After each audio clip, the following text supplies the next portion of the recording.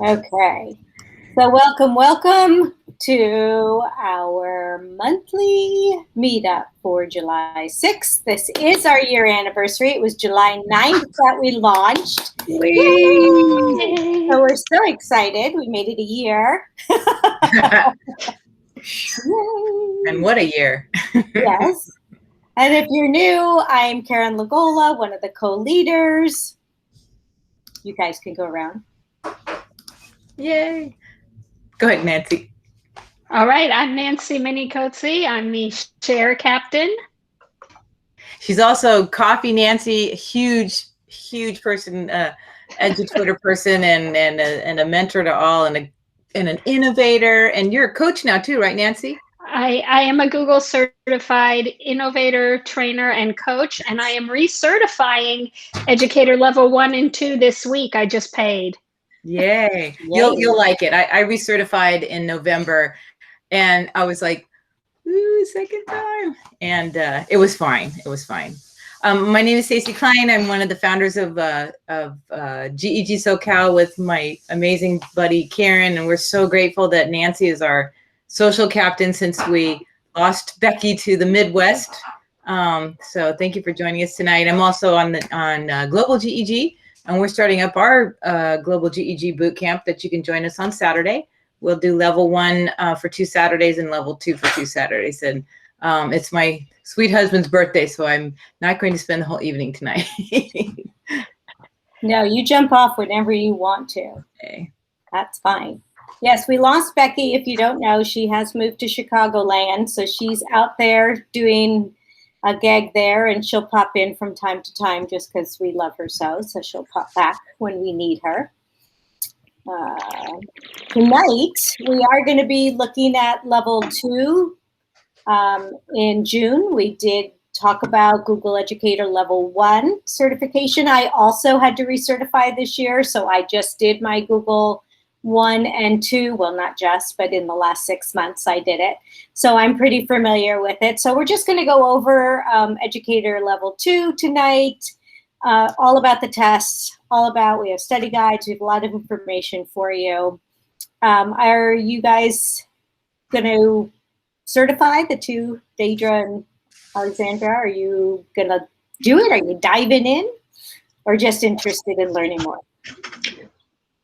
I hadn't really thought about it before. Then I saw it and I read the syllabus. Looks like it's doable. So, yeah. Yeah, you'll do great. Perfect. Yeah, if you have level 1, honestly, I just did level 1 and 2, and I feel like level 1 is harder than level 2 because level 2 is practical and it's stuff you're doing all the time. So I really think it's a lot easier, but we'll get all into that. First, I have a couple brain teasers. I'm all into these emoji brain teasers. They are July themed. So see if you know what that is. If you understand what my brain teaser is, you can put it in the chat, or you can yes, we have a winner. It is American Pie. There you go. All right, I got a few of them. We're on the right track. Here's another one. This one's a little harder. Think of the month of July, though. Somebody else coming in. Oh, I'm guessing it's not tree door flag. It's not tree door flag. Christmas in July. 2 for 2. You are rocking it. Hi, Deirdre. We are just doing some brain teasers. So jump in the chat if you want to guess. Here's the next one. Oh, you're a language teacher. That's why. That makes perfect sense. So here's another one. Get your brains warmed up tonight. Born in the USA. Good job, Nancy. Yeah, born was a little hard, but they got the in now, so my door is in. We used it twice. Okay, here is the last one. And I'm not really sure why I did this. It's not really July. Kind of is, but I just have fun making them.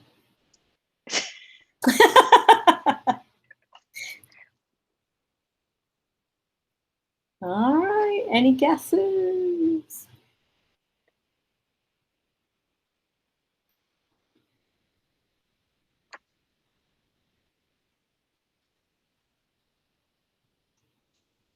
All right, I'm going to tell you.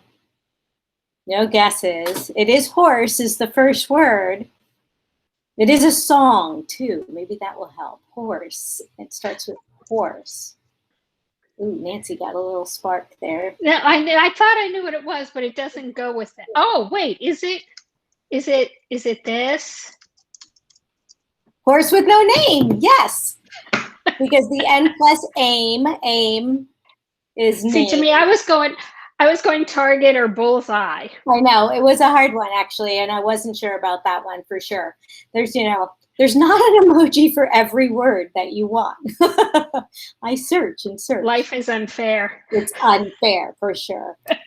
All right, thank you so much for playing along. I love that. That's a fun little way to just get everybody's juices flowing, get your kids to do them, get your students to do them, for morning warm-up instead of you. See what they come up with. All right, so let's jump right in. We'll talk about Google Educator 2. It is like a level 1. It is 180 minutes timed. You do need to be in a Chrome browser. You do need to be logged out of everything else, and it is valid for 3 years. Both of them are the same. They do allow outside notes now, so that's different. It still is multiple choice and scenarios. For me, it was a little different. I'll have to say Educator 2 just because I was recertifying, so I didn't have any multiple choice. I only had scenarios, but I believe if it's your first time, you'll have a combination.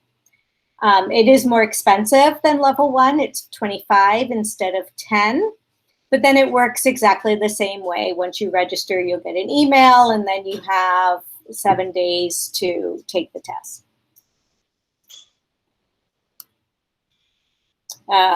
Day of the exam, just like I said, log out of everything. That's like the biggest hints that we could help you with. Really just make sure you log out of everything and have whatever you need, any notes, make sure you're comfortable because you will be sitting there for 180 minutes, get water, do whatever you need, and just pace yourself.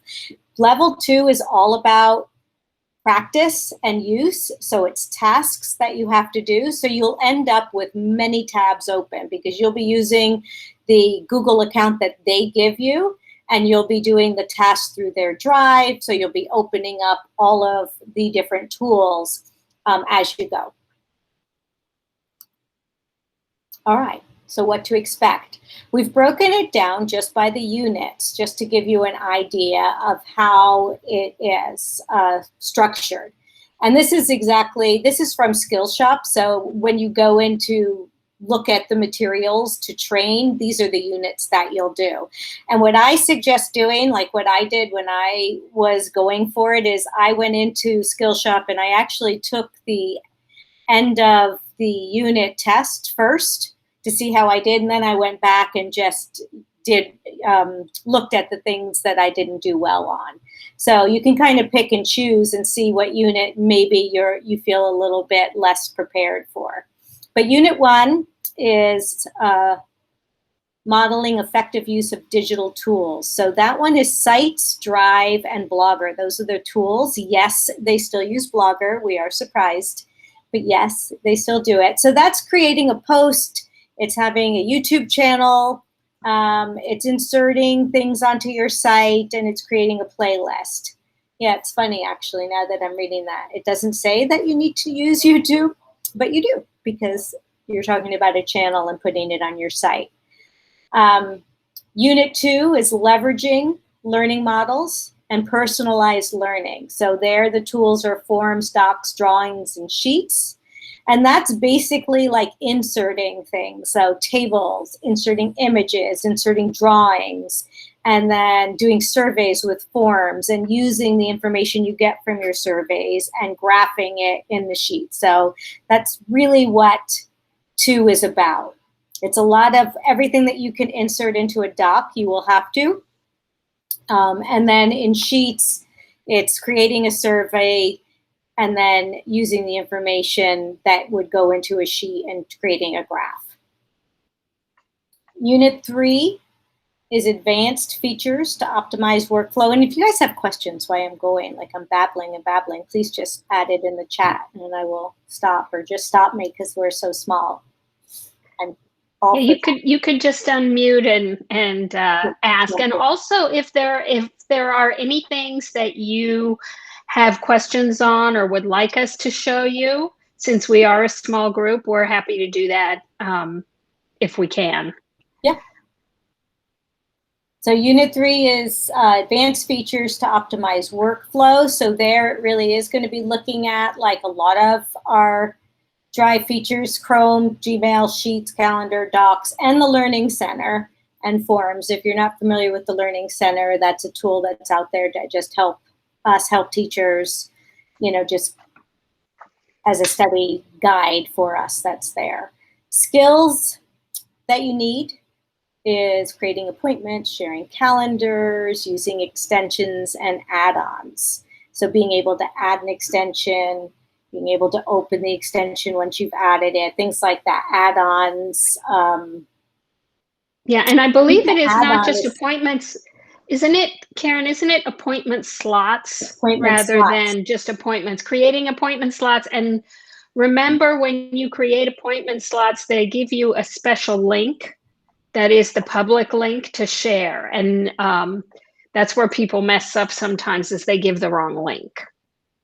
Yeah, and I believe with add-ons, it's add-ons in Docs. So you're going to have to add an add-on, and then you're going to have to use the add-on in the doc. So it's just knowing where to go get add-ons. You'll search it, and then you'll have to use it in the sidebar when it opens up on the right side. All right, Nancy, you want to take this one? Yeah, so Unit 4 is Guardians. So using Sheets and especially Google Classroom, but also Forms, Sites, Groups, and Google Meet, how to create events where you can invite guardians, how to email and create email groups and labels for your email so that messages from guardians go in there automatically, how to send them forms, invite them to meetings, and all that good stuff. Unit 5 is using student data in Forms and Classroom. And really what it is, it's formulas in Google Sheets and sorting in Google Sheets, because of course data can be used in a number of different ways. So maybe if your students do it, a quiz in Google Forms, that information goes into Sheets and you can sort it, who did well on different questions. Also, just other ways to look at the data with the filters and to import data from different places. And again, they'll give you a Gmail account, and so they'll give you multiple sheets that they want you to do different sorts. And these are the basic sorts, but you will go through and use all of them. So sort, sum, unique, those will all be different ways that you'll need to look at the data. Right, and they do give you everything. And when they ask you to create something, if they ask you to give it a certain title, make sure you copy and paste the title that they give you, because these are not graded by humans. And so you want to be sure that it can find the actual title that it told you to use. Unit 6 is organization. So Blogger, Docs, Sites, Drive, and Classroom. How to use the Google Classroom mobile app, which has some fun extra features that the Google Classroom web app doesn't have. How to set up your blog, how to create student portfolios, and share them also with families. Yeah, this is one. So in the level 2, it really is important to think about like your pacing, just because once you get into the tasks, they're all time consuming. Like Nancy said, you really do need to make sure that you're labeling it correctly, that you go back and you check exactly what they said, how they said they want you to do it, and you do it. So it does take a little bit longer, even if you're familiar with like running some of this stuff or inserting. It just takes a while. You know, all of those things need to be opened and done and then shared correctly. Sometimes you're going to insert a picture on a Google Doc and then they'll tell you to email it to somebody that's in the fake domain they gave you. So things like that will be tasks that you have to do. Okay, Unit 7, Design Interactive Curricula. So this is slides. It's collaborative slides, docs, forms, sheets, and again, the Learning Center. It's inserting to slides. Pretty much everything that you can insert to a slide, they are going to have you look at. So if you just are familiar with the insert tab and you know how to do all of those, that would be perfect. You have to do a multi-section form, and you have to know how to skip a section or go to section based on an answer. That is one thing that you will have to do. You'll have to create a form that does that, and then you'll have to share out. Both of those are going to ask you to share it in different ways with different permissions. Teach beyond the 4 walls of your classroom. This is Maps and Google Earth and Meet. So this is actually going to take a look at custom maps. It's going to look at Google Earth. I do believe that they give you a file to upload into Earth. What is that file called, Nancy? The KML. Yes, the KML file. And I will tell you that I was at a session at ISTE where they were talking about this, and they were talking about the Google certification. And it was suggested that people that were interested in doing certification do it sooner rather than later, because it appears that right now there have been fewer questions. They're going to update the test soon. So if you want to take it sooner rather than later, you're probably going to have an easier time of it. Yeah, and here they will talk about YouTube Live as well. They'll have you go through and just set up a live session. So if you're not familiar, that might be something you want to go into your YouTube account and do. Harness the power. But you will have to, Karen, you will have to set it up in the test domain. Yes, correct? Yes, when they ask, yes.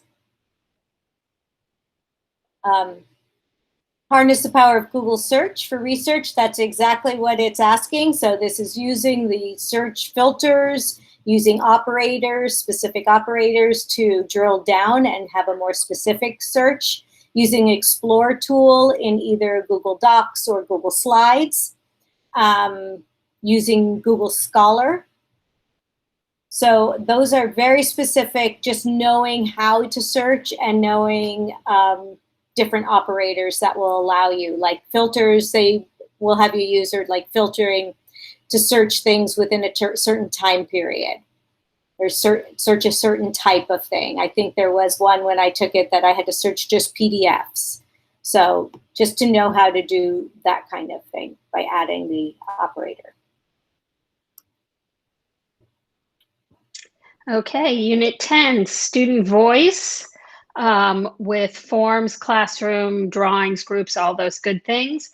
So here again, it's YouTube Live, creating a channel, and that would be a channel for your students, most likely, if it's giving student voice, and knowing how to set permissions on a blog so that if you have younger students, it is more private. If you have older students who can see it, those kinds of things. And also, I think it's also permissions on who can, if they can publish unmoderated, or if you need to moderate and review their work before kids can publish.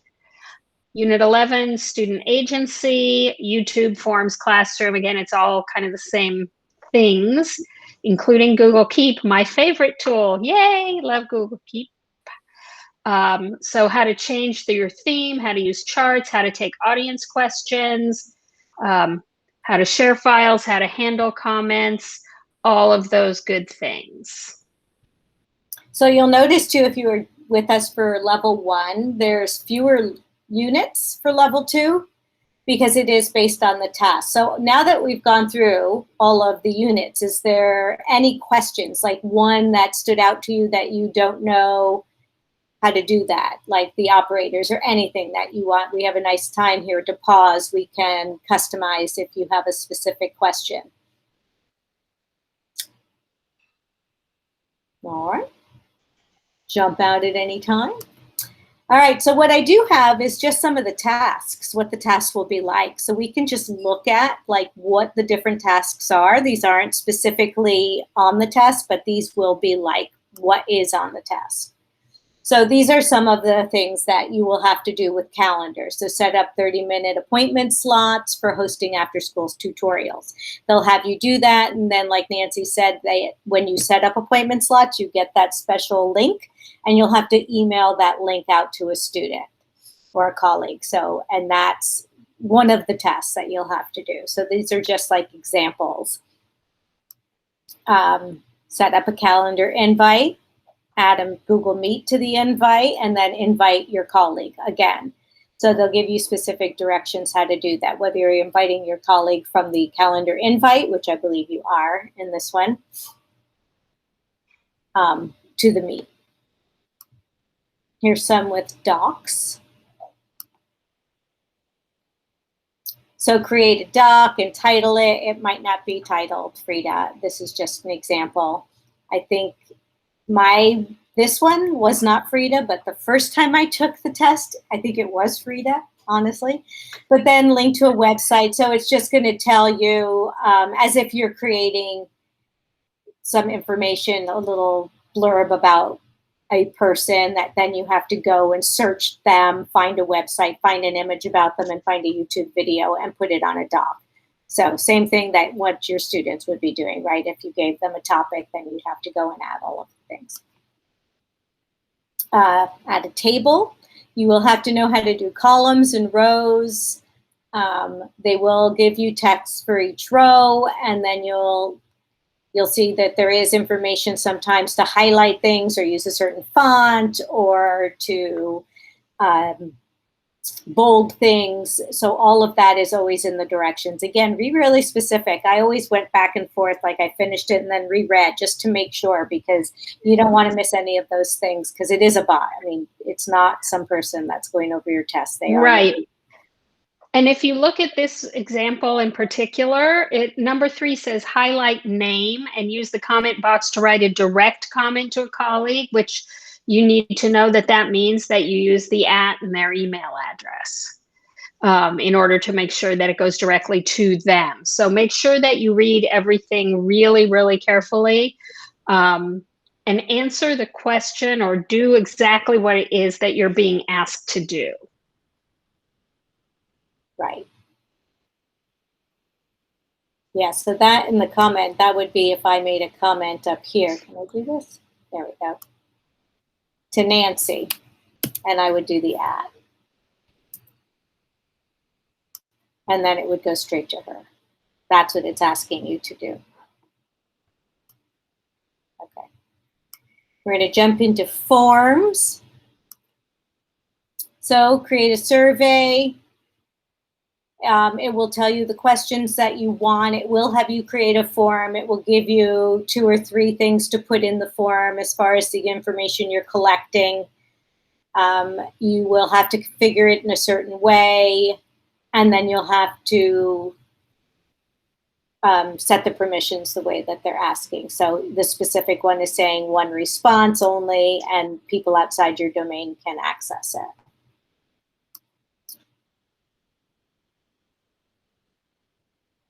You also will have to create a quiz form. So they will again give you the questions that need to be put in. Usually when I did it, it was a Google form or a Google Doc that had the questions. So you can just like copy and paste what the information is that they want you to include in your form. You just have to then, it will tell you, they'll tell you what kind of question it needs to be. So just again, look at that. If it's a checkbox or if it's drop down, it tells you. So just be specific and make sure you pay attention to that. And then for this one, you are enabling the quiz feature and you are going to assign points. to just know those two ways to make forms. Right.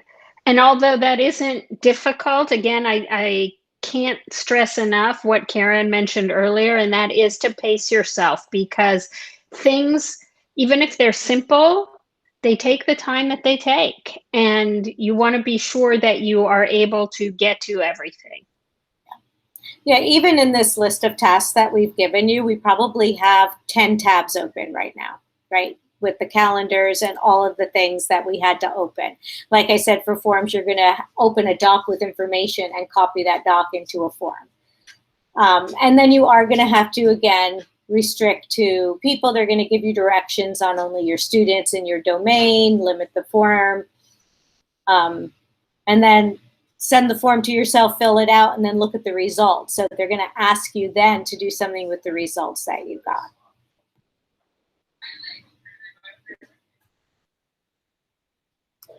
Sorry, it just got loud behind me. I was like, what is happening? Sheets. All right, so Google Sheets. Wait, yeah, I'll let you go, Nancy. So there is a sheet here when you get this slide deck. Oh, and I will actually put the slide deck in while Nancy's talking, which I did not do. So there's a link there to a Google Sheet. So it's asking you to use conditional formatting. So you have to highlight that column and then highlight scores under 70%. So really it's talking about knowing how to manipulate the data in a sheet, which is not, again, they're not difficult, but you need to be familiar with conditional formatting and how it works. You could go to the next slide. And then they're asking you to create a pivot table. If you haven't done that, you probably should practice, because I love Sheets, and that's the one place where I have to practice every time. And I use pivot tables, but I have to play around with them until I can get them to display what I want. But here it's easy, because they actually tell you exactly what they want to see in the rows, what they want for the values, and what they want for the filters. Is anybody here not familiar with pivot tables? Do you want me to go over what they are? Yes. So pivot tables are basically a way of looking at data. One thing that Karen and I work at the same school, and we recently sent out a form to teachers asking them about what times would be convenient for training if they wanted to do training over the summer. So you can do a pivot table saying, okay, everybody that picked this, list everybody who picked this day, and you can see which day was more popular and how many people wanted which training, and it gives you different ways of looking at the data. But they're not super intuitive if you've never used them before. Once you figure them out, they're really great. But that would definitely be a place that I would look at, because this will be my third time, I think, recertifying, and I've had a pivot table every time on level 2. And just to let you know where they are, so I actually have a sheet open, but under data, you would go to pivot table, and that's going to give it. And there's some great YouTube videos just on pivot tables. And I, like Nancy, spent, I think, probably more time practicing with Sheets than anything else before the test, just so I was ready and I could sort things. So I just had a bunch of stuff that I had, that form sheets that I had with different information, and I sorted it different ways just to get more and more familiar, because we use it, but I don't use it every day, so every time I use it, yeah, it takes me remembering and playing with it. So, and they do change things a little bit. There's like more that you can do now in here. But this is where you would find it, under data. Look at the table. All right, let's go back. There we go. Oh, here, before I go on, I just want to jump up. And let me just grab this link and stick it in the chat. Then I'll go back down.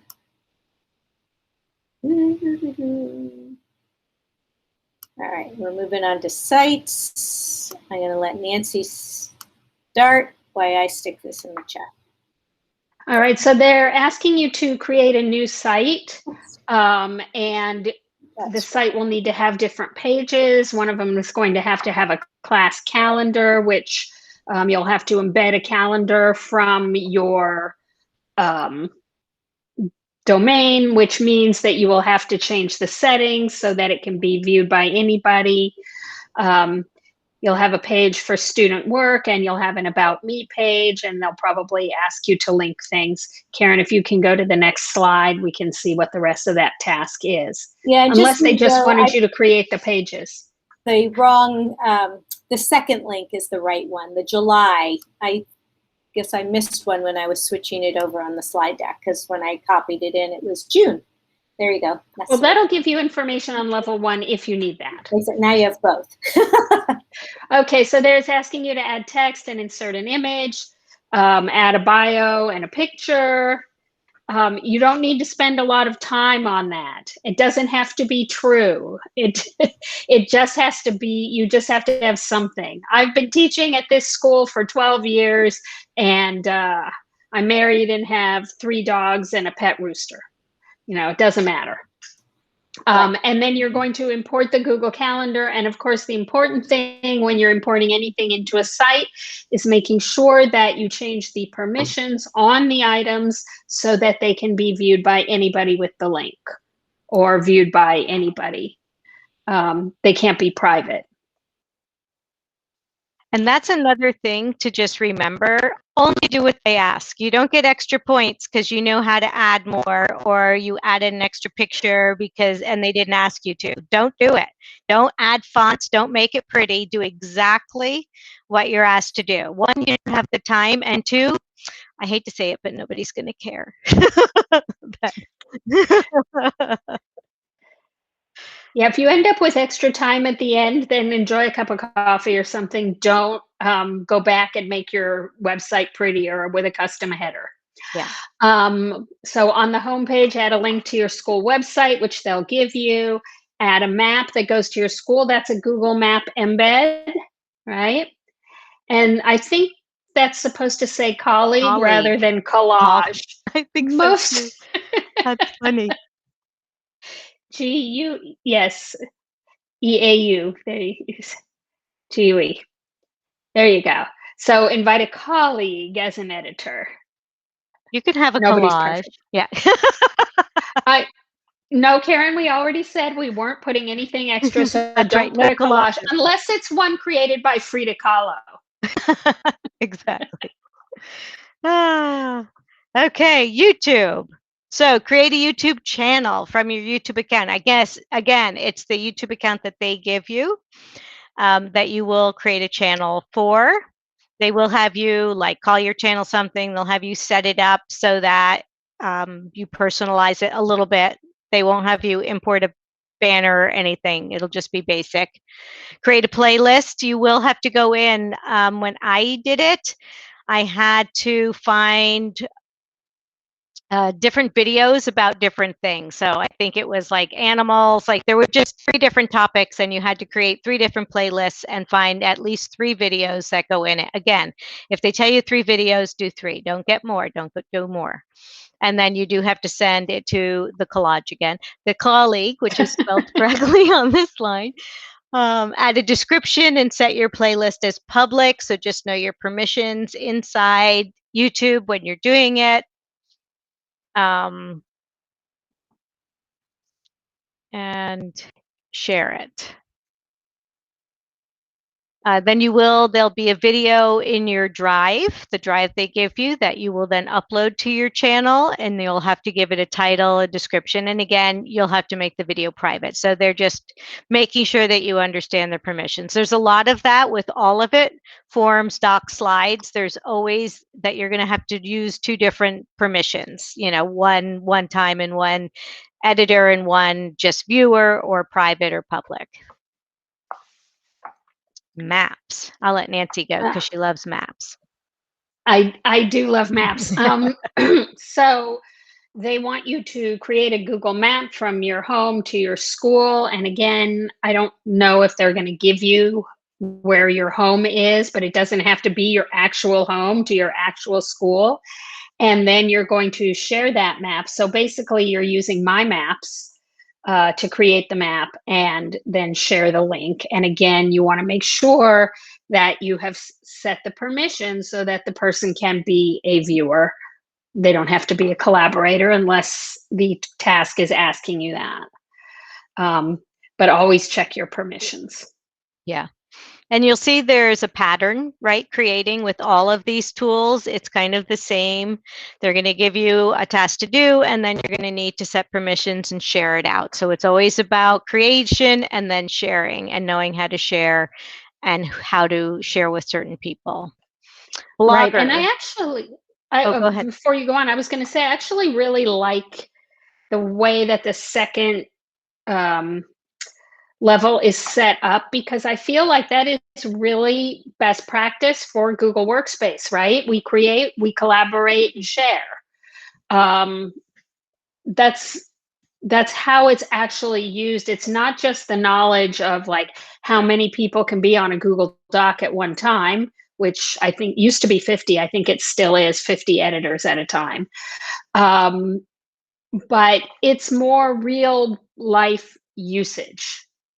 How you would use it in your classroom, how you would use it to share your lesson plans with a colleague, how you would use it to contact parents or upload resources. I mean, we did a lot of that this year, right?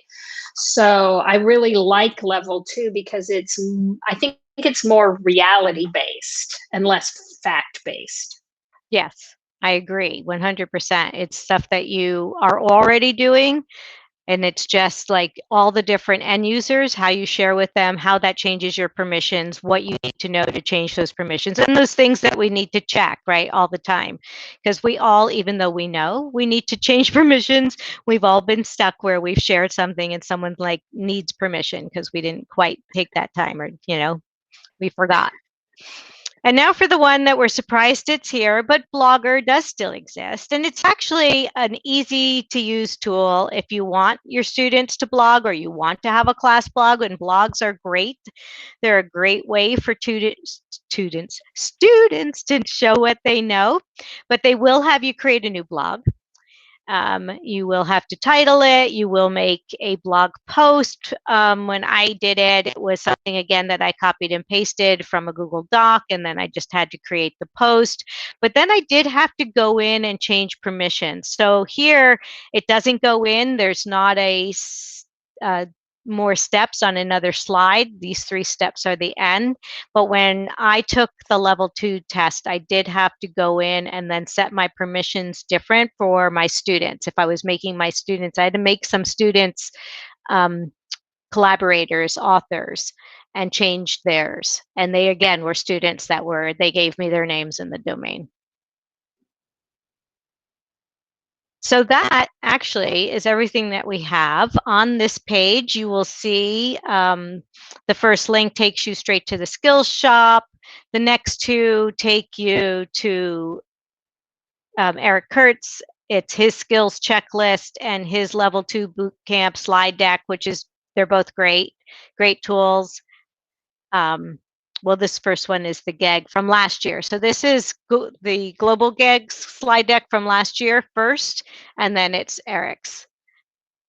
And then there's a great video that actually just came out. This Google Educator just took it and he just updated it. So this is probably the most recent information because he just posted this a month ago.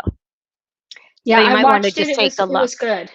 Yeah, he goes over like what's different. He goes over what's different and also what kinds of questions there were, and how many for each different content area. Yeah, which is great. So any questions, comments? All right. Yeah, I mean, like we said, I honestly thought the Educator 2 was easier just because it is practical, but it did take me almost the entire time. I mean, I think I was 10 minutes short. It takes a long time just because you are creating and you're doing and you're moving. So some of those things you can only go so fast. Before Stacy left, she did, there we go, talk about the Global GEG Bootcamp. Level 1, if you were going to do educator level 1, is this weekend or the next 2 weekends, and then the last 2 weekends in July is level 2. So it's up to you if you want to do that. They do cover everything.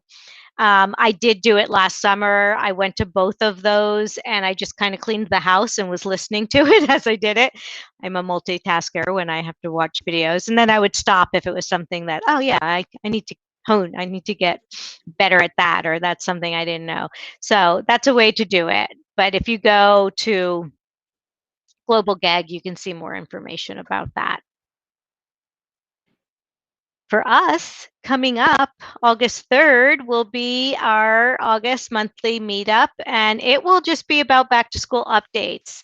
I'm sure that you've seen a few coming out. At our last meeting, we talked about things that were new with Google Docs, but they've been coming all summer. So we're just going to take a deeper dive into what's new that you need to know when you go back in the classroom.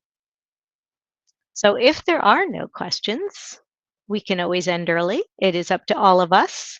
If you want us to dive into a particular tool, if you want Nancy to show everybody a pivot table, like how I volunteered her, she'd be happy to do that. Do you want to do that? I would. If you actually go to that sheet, Nancy, there is a link out. So I'll stop sharing and I'll let you. Because there is a link. Hold on one second. I'm going to find it here. Yeah, that will take you to a sheet, and then you can kind of. All right, so I'm going to make a copy of it.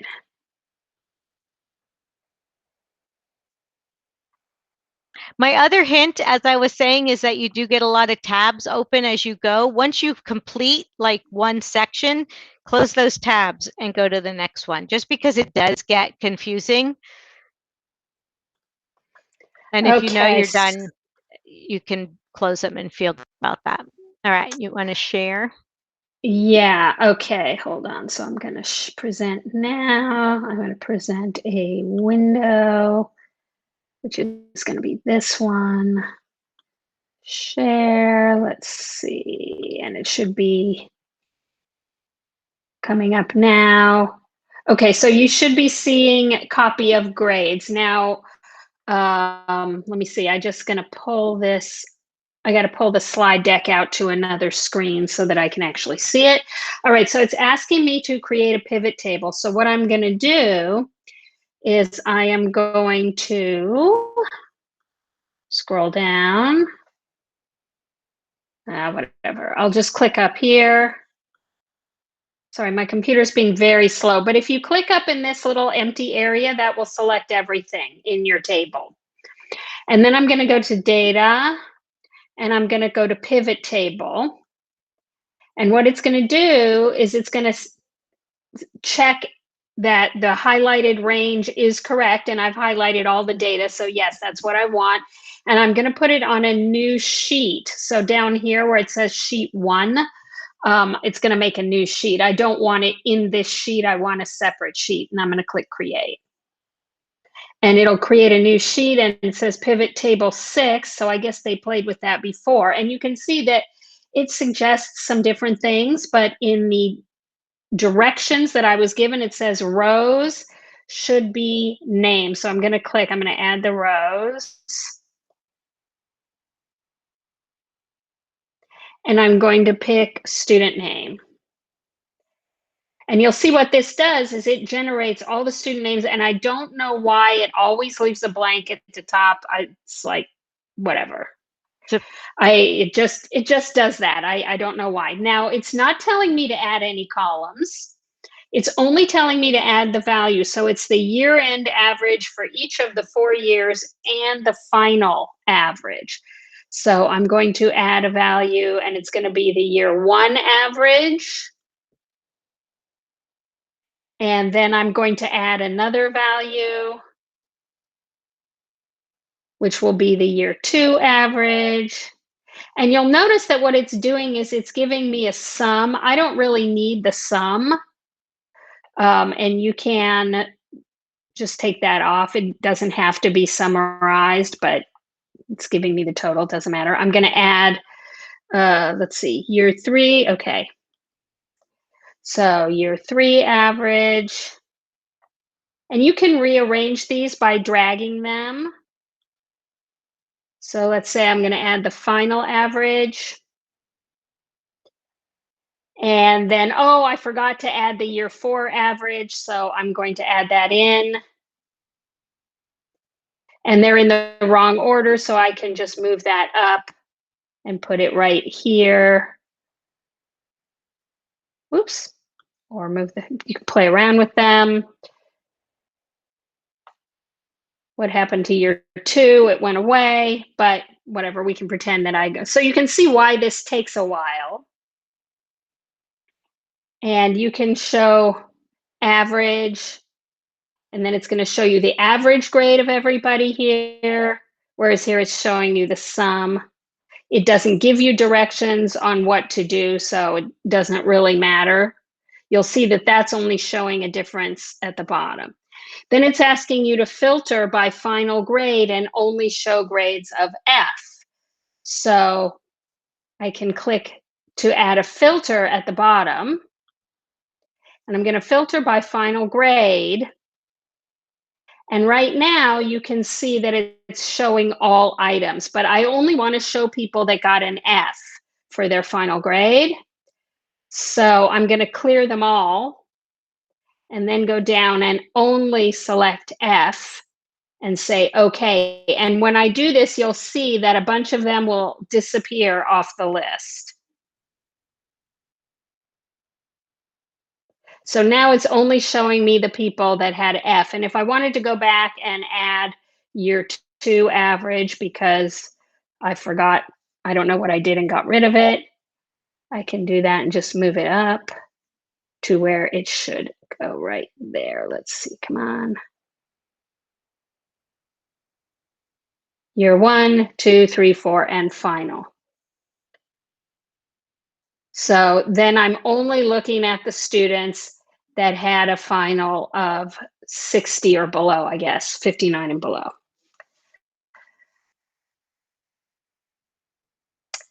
So I'm gonna, are there any questions? Because I'm not watching the chat. I have this window open instead. So the spreadsheet that is in the slide deck is a great one for you to play with because it has a lot of data on it. So I do suggest like pulling that sheet, making yourself a copy, and then getting a YouTube video on sorting a sheet and just go through it and play. That was the easiest way that I did it, that I kind of got comfortable, more and more comfortable with it, was just I had a video and I could start and stop it and do the step and then go back. Right. And, you know, sorting up here in the data, I don't like to sort by theirs. I always go to the sort range and then say it has a header row. So I want to sort, maybe I want to sort by their final grade, final average. And I want it in descending order because I want the students that did the best to be at the top. And then I'm going to add another sort column and sort it by final grade. Well, that'll be the same. Let's see. And then I'll sort by their year 4 average. So what that will do is everybody that has a final average of, say, 85, it'll sort them within that. All the 85s will be sorted according to their year 4 average.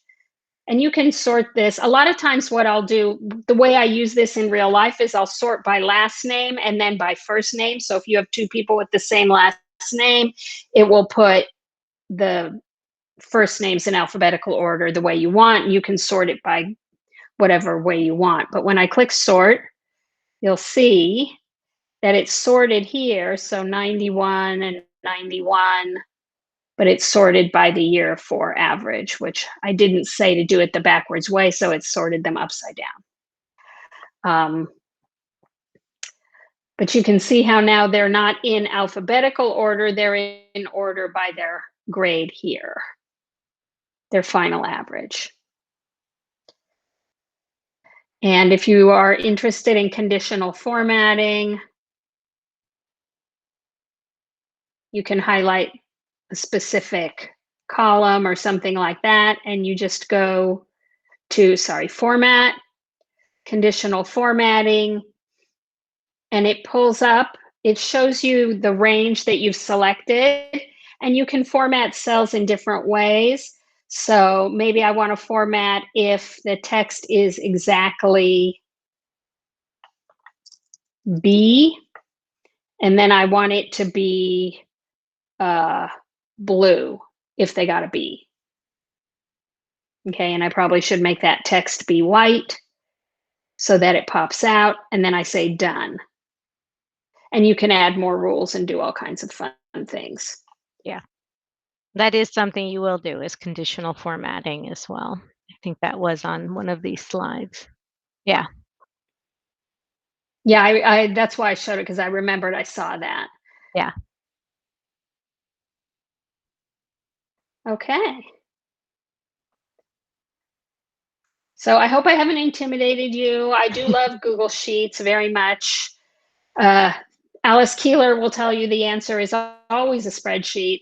If you have any questions, feel free to reach out in the GEG SoCal group, or you can find me directly on Twitter at Coffee Nancy. Send me a message if you are on the Twitters, and I will help you with your spreadsheet. Yep. Or you can always just tweet to the GEG SoCal, and one of us will get to you. But you can use the group. So lots of ways that you can find us if you're studying and you have a question. That would be great. Reach out to us. If there aren't any other questions, I will stop recording and we can all leave 5 minutes early a little tonight. Oh, go ahead, Baker. Oh, just was to say thank you, ladies. Nice to meet you. Thank you. We will see you. Nice to meet you. Yes, hope to see you again. Bye-bye. Yeah, thank you very much. You're welcome. You're very welcome. Yeah. So see you next time. Bye-bye. Bye. Let Bye. us know if you guys do take the test. Please fill us in. Let us know how you do. Sure. And by the way,